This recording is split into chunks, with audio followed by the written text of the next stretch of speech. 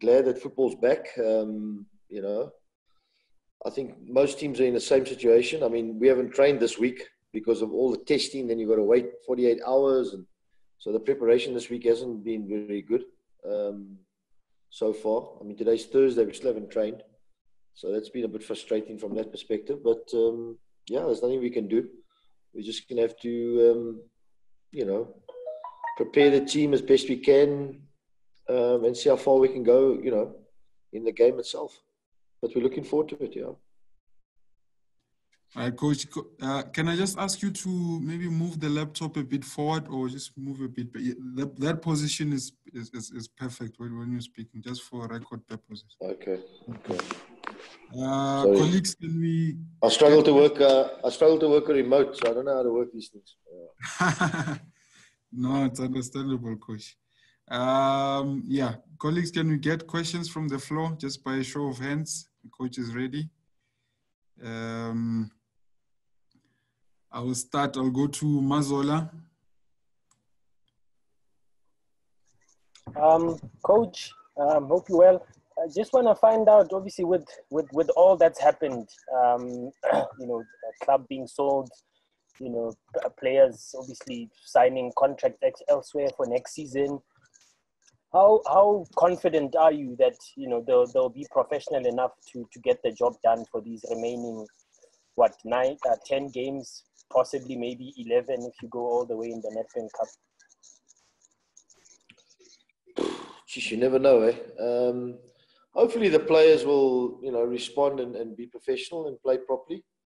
I always say, if you pay your dues in football, football will reward you. And I just hopefully some of them have been rewarded very well. Obviously got much better contracts than they've got now going forward. The rest, obviously we all, like myself, we're all playing for our futures, So hopefully we can give a good performance and finish the season well. Thank you, Coach. Let's go to Newsroom Africa. Morning, Coach. Minentle Khela from Newsroom Africa. Coach, you spoke about it briefly last night that, this is a big opportunity. It's a shortened season. This is a big opportunity for the youngsters that you brought amongst your squad. Can you just elaborate on that for the Diski Challenge players? This is an opportunity for them to shine, but also it will be a test of big name players, just kind of quality that they've had to come out of COVID-19, still be able to perform and push vets to over the finish line. Yeah, look, I mean, we've had to do that. I mean, it's physically impossible to play the amount of games in the space of time we're going to play with the squad that we've had. We had, I think, I'll stand to be corrected, but I think we got the smallest squad in the league. Nobody expected this to happen. So we've had to bring in a lot of the Diski players to help us because there's no ways even this week coming now, there's no ways we can get through it just with the squad of players that we've got. Because you're going to, even already we picked up a few problems here and there with the training and trying to load the training. And so, we've had to bring them in. They've got a lot to prove. They've done well.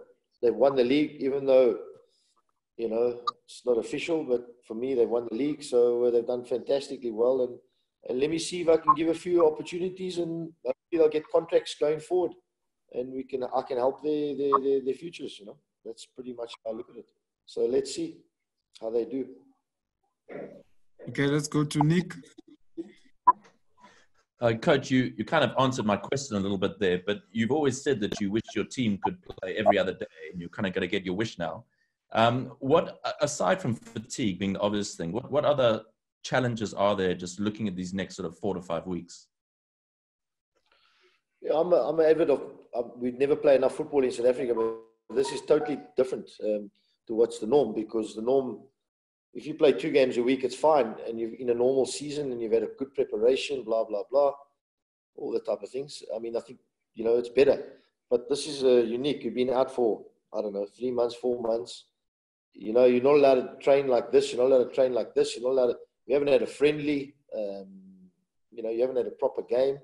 And now you're going into a scenario where you're going to semi-final, so it's a little bit difficult. Not that we, looking for excuses, but I think everybody's in the same boat. But surely for me, I'm one of the only guys that like to play a lot of football, but this is obviously totally out of the norm. This, you know. All right, Robin Duke.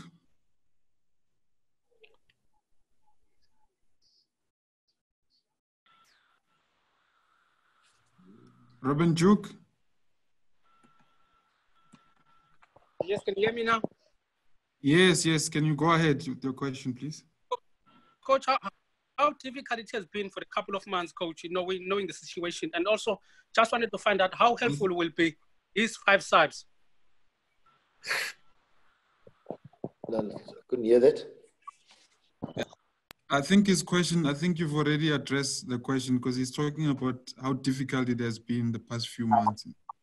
Some of the headspace of the players. Headspace. Headspace. Oh, headspace. Yeah, they've been good. They trained okay. I mean, with all the restrictions about training, they've done okay. So yeah, even like today, now we've got to move training bases. You know, it doesn't make sense to me, but anyway. So now we're going to have to go train at Joburg Stadium because we can't. I mean, the Joburg side should have just stayed at their bases and trained there, and I think it would have made much more sense. But anyway, it is what it is. Then we'll just get on with it. Okay, Velile. Morning, Coach. How are you? Oh, sorry. We obviously just come now. We're told not to greet. Straight to the question. Coach, just a similar question to what Robin has just asked. I mean, you are the longest-serving coach in the NSL, I think, after Jomo Sono. Just personally now, you've been through a lot with different clubs, but not what you're going through now. Not someone like experiences you should be going through. How have you dealt with this in the past few weeks? Not only thinking about the future, but how the whole thing is unfolding, and also you keep on talking about the players will have to be professional. Don't you think there could be resistance from some who could be having issues? Yeah, look, it's very unique. I've never since 1981. I've been in football in South Africa. Never missed a year. So this is quite unique for me. I've never experienced this. You know, I've been at clubs that have been sold after I've left, but not like this. I don't think I've ever seen so many meetings. I've never been to so many meetings. You know, I think we have a meeting to have a meeting, you know. So yeah, I'll try to be calm as I can. Obviously, you know, when it gets to this part, as much as we want to be a team and everybody's working together, everybody's trying to look after their own situation. So that it's not very nice, but let's play football, and hopefully when the ball moves, you know, things will be forgotten for that hour and a half or so, and we can take it from there. But I mean, it's very unique. It's been obviously a little bit painstaking for me and for everybody, but yeah, we'll get on with it and let's play football and let's see where it takes us. Chad. Morning, Coach. Just the last few games, obviously, you're still in the running for 2 trophies. Just what are your hopes in terms of finishing off this chapter? Although forcefully, I mean, surely you'd like to cap it off, and also since you won 8 trophies and 2 trophies up for grabs, do you think you can make it 10 perhaps before the end of the season?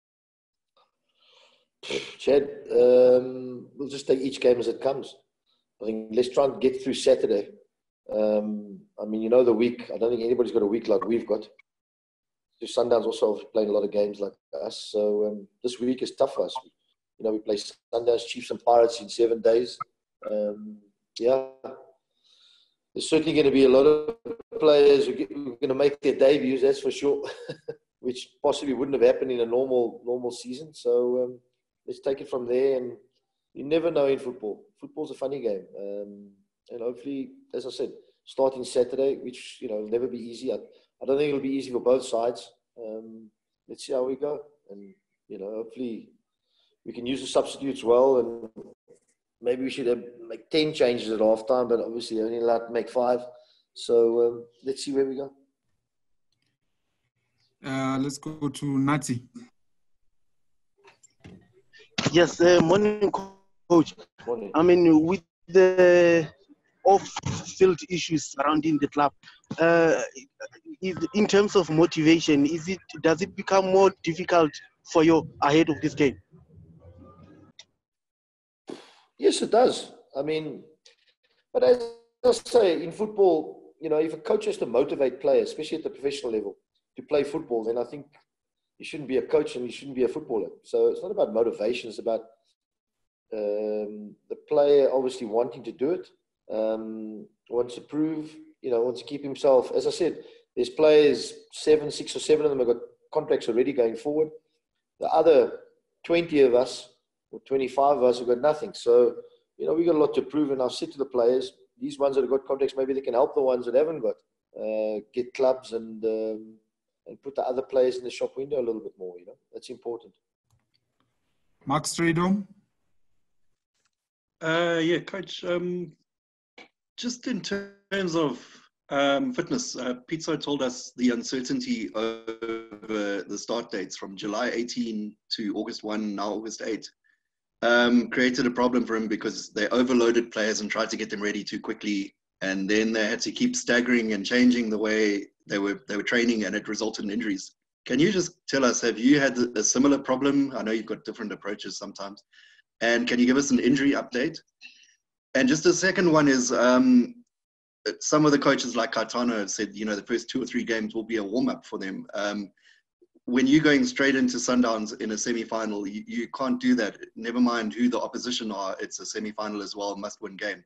How hard can you push your players for this game? Thanks. The first question, obviously, we try to get the players ready by the 18th, which was very short time that we had when we came back.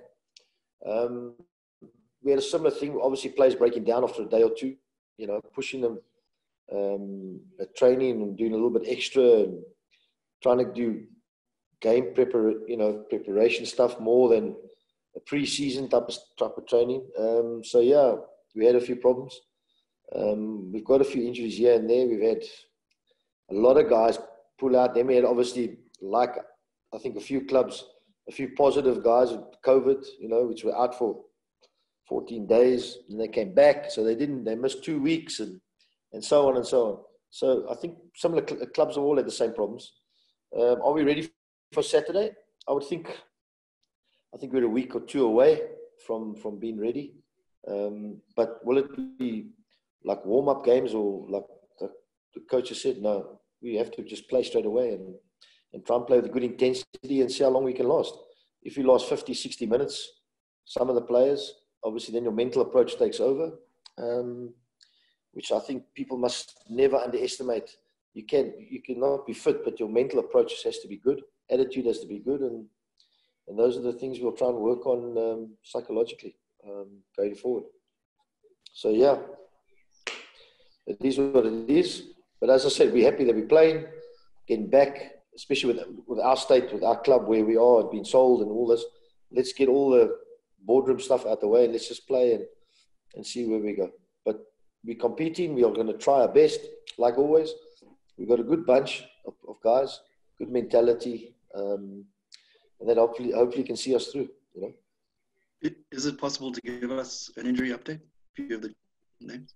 Well, how long is this program? But if you go from the back, Goss is out because he's still got the 5-game suspension. So he's out. What's his name? Brandon, the other goalkeeper, is out as well. So it's either I'm going to play in goals or Joseph Herrera, so I might play on Saturday's sweeper in goals. What else we got?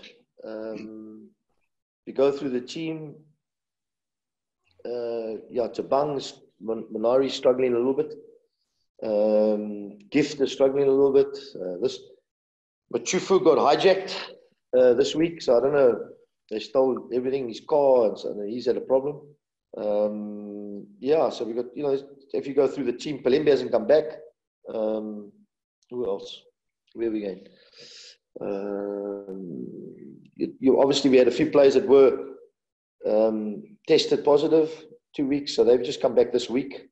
3-4 days training. There's quite a few of them, so that's so you go through the team. But otherwise, we will have a team out. Don't worry.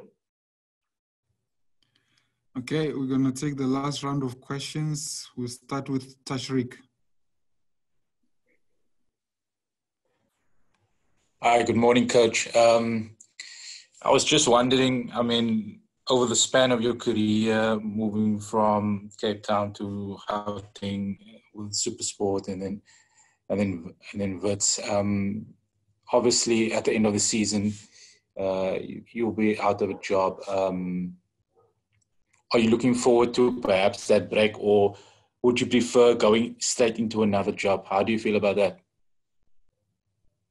I need to, I need to keep my feet on the grass. I like to train every day, and so I don't want to, everybody tells me to wait and sit around. I need to get working again, So that's really on my mind now. Is obviously Saturday's game and the games going forward, but hopefully something will come up and we can go from there. Okay, Vuyo.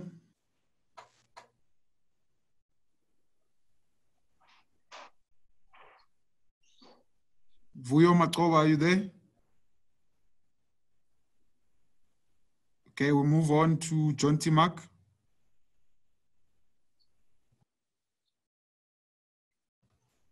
Hi, Coach. Hello, Josh.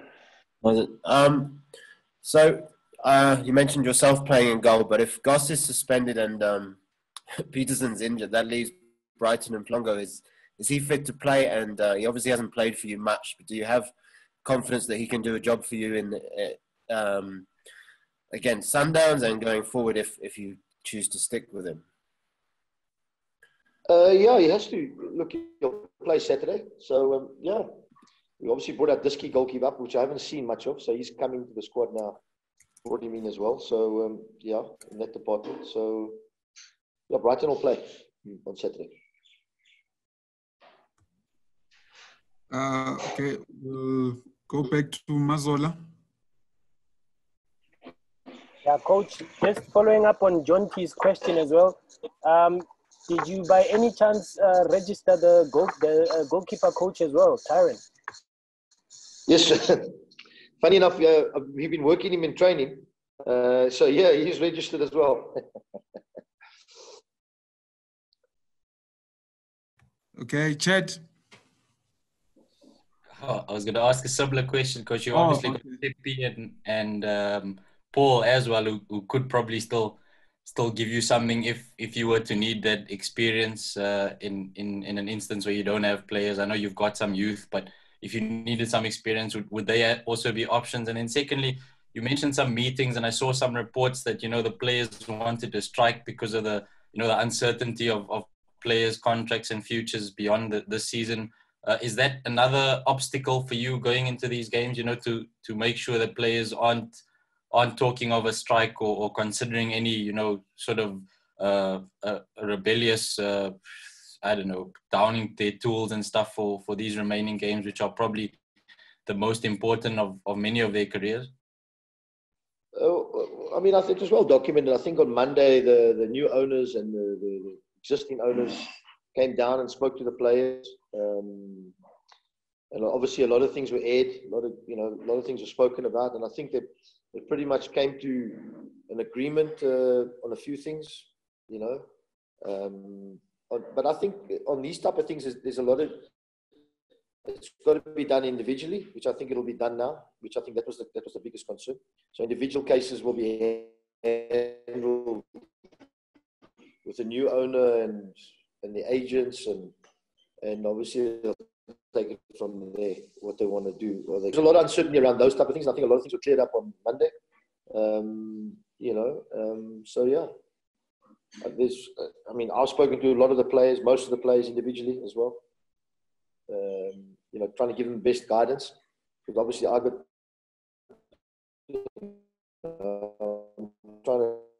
help them trying to get football clubs.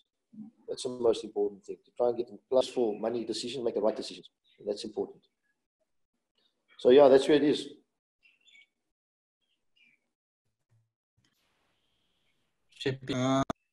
Sorry? Chippy and Paul, they still options?